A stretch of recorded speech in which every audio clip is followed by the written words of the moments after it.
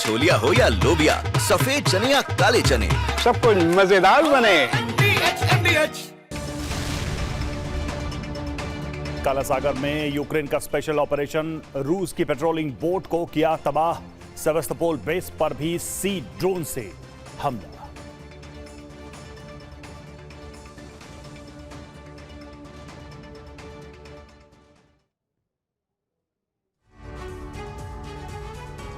रूस यूक्रेन के बीच शांति वार्ता की संभावनाएं भी खत्म होती जा रही है, जिसका मतलब है कि अब युद्ध और भीषण होगा। और ऐसा सिर्फ इसलिए नहीं कहा जा रहा है कि चीन के विक्ट्री डे में रूस के पक्ष में एक नए गठबंधन की झलक दिखी है, या कोलिशन ऑफ विलिंग की बैठक में ज़ेलेंस्की के लिए समर्थन जुटा है, बल्कि यह इसलिए कहा जा रहा है क्योंकि तैयारी अब विंटर वॉर को विनाशक बनाने की हो रही है। इस रिपोर्ट में देखिए रूस यूक्रेन की जंग का भविष्य। युद्ध विराम की हर संभावना खत्म होने के बाद युद्ध का नया दौर शुरू होने जा रहा है।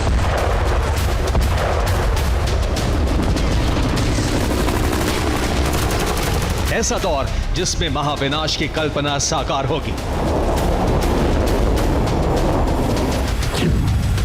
यूक्रेन यूरोप तैयार, अब भीषण विंटर वॉर।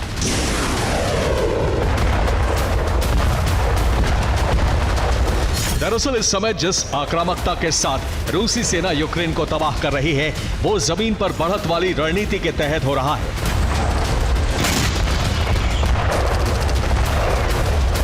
और दूसरी तरफ यूक्रेन रूस के अंदर तक घातक हमले भी उसी रणनीतिक बढ़त के लिए कर रहा है, जिसमें डील के लिए पक्ष मजबूत हो।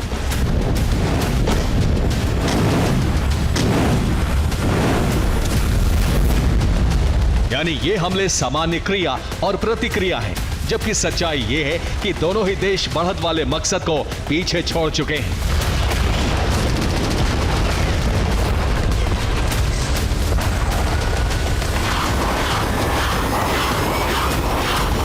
पुतिन के चीन और उत्तर कोरिया के साथ सैन्य गठबंधन की झलक देखने के बाद रूस की रणनीति बदल गई है, यानी जीत तक ये युद्ध नहीं रुकेगा। तो दूसरी तरफ यूक्रेन के साथ कोलिशन ऑफ विलिंग वाले देशों ने भी युद्ध में मोर्चा संभालने पर सहमति दे दी है। यही वजह है कि अब दोनों तरफ एक ऐसे युद्ध की तैयारी शुरू हो चुकी है जिसका परिणाम यूरोप में बारूदी विनाश होगा। ये युद्ध दिसंबर से मार्च तक सर्दियों के दिनों में होगा। रूस बर्फबारी का फायदा उठाकर आगे बढ़ेगा, तो यूक्रेन की तरफ से लंबी दूरी के हमले तेज होंगे, जबकि बर्फबारी का फायदा उठाकर यूरोप अपनी सेना तैनात करेगा।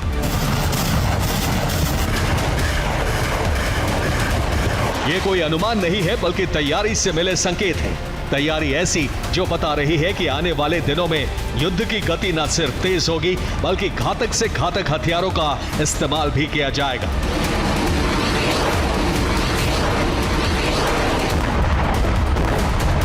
अब तैयारी का विवरण क्रमवार देखिए। यूक्रेन ने रूसी ड्रोन इंटरसेप्ट करने के लिए निर्माण शुरू कर दिया है। इस निर्माण में इलेक्ट्रॉनिक डिफेंस सिस्टम तैयार किया जा रहा है, और इस डिफेंस सिस्टम को बनाने में यूक्रेन को मदद दे रहा है डेनमार्क। लेकिन सवाल यह है कि इससे यूक्रेन को कितना फायदा होगा, और क्या ड्रोन इंटरसेप्ट करने वाली तकनीक बनाने में यूक्रेन कामयाब होगा।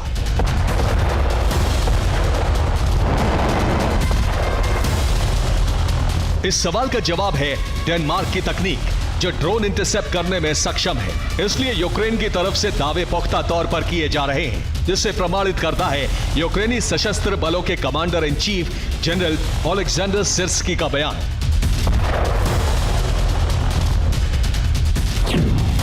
उनके मुताबिक यूक्रेन एक ऐसी तकनीक का विकास कर रहा है जो रूसी शाहिद और गेरान ड्रोन का मुकाबला करेगी।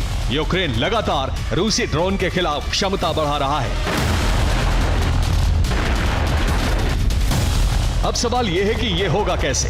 दरअसल यूक्रेन के यूएवी इंटरसेप्टर यूनिट के लिए नए सिरे से ट्रेनिंग शुरू हुई थी, जिसमें रिवर्स इंजीनियरिंग सिस्टम से तैयार हो रहे प्रभावशाली रडार के साथ उन्नत लेजर सिस्टम की जानकारी दी जा रही है, और ये सिस्टम शाहिद और गेरान ड्रोन पर ही बेस्ड है।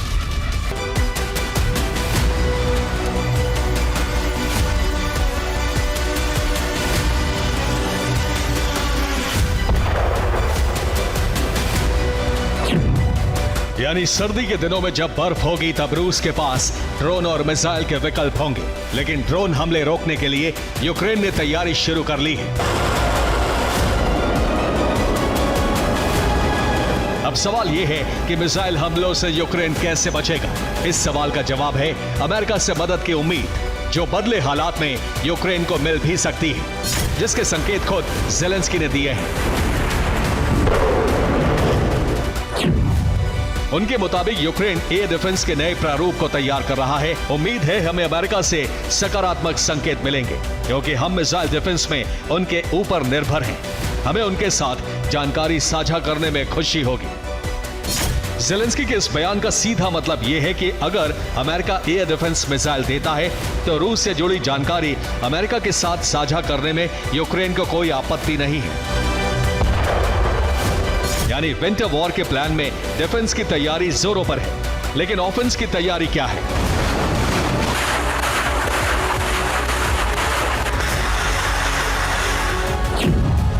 आपको जानकर हैरानी होगी कि यूक्रेन ने एक मिड रेंज कॉम्बैट ड्रोन तैयार कर लिया है। यह ड्रोन FP2 है, जो 105 किलोग्राम का भारी वॉरहेड ले जाने में सक्षम है। इसकी उड़ान क्षमता 1400 किलोमीटर है और मारक क्षमता 200 किलोमीटर है। और इस ड्रोन को फ्रंट लाइन पर तैनात करने की तैयारी यूक्रेन ने शुरू भी कर दी है, जिससे पता चलता है कि यूक्रेन ने विंटर वॉर की तैयारी बहुत बड़े पैमाने पर की है और ऐसी ही तैयारी कर रहा है यूरोप।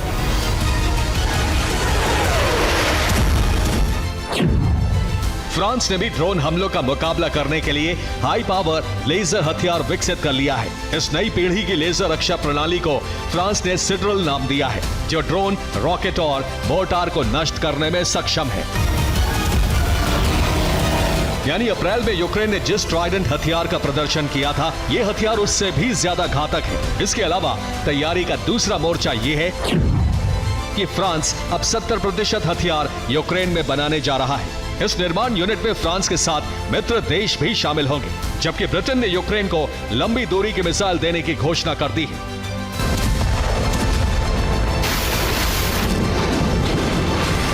अब सवाल यह है कि यूरोप ने युद्ध की तैयारी शुरू कर दी है, तो रूस की तैयारी किस पैमाने पर हो रही है? जवाब है, रूस में भी नए हथियारों का निर्माण शुरू हो चुका है। इस निर्माण के तहत 2 S-44 ह्यानसिंथ K-152 हॉवित्ज़र बना ली है और इस आर्टिलरी का इस्तेमाल भी रूस ने शुरू कर दिया है। यही नहीं, रूस में यूक्रेन के कब्जे वाले क्षेत्रों का घेराव भी रूस ने शुरू कर दिया है, ताकि सर्दी के दिन शुरू होने से पहले यूक्रेनी सैनिकों को बाहर निकाला जा सके या उनका खात्मा किया जा सके। इसमें सबसे बड़ा कदम है उनकी सप्लाई लाइन को काटना, जिसमें उत्तर कोरियाई सैनिक मदद कर रहे हैं। Bureau report, TV9 Bharatvarsh.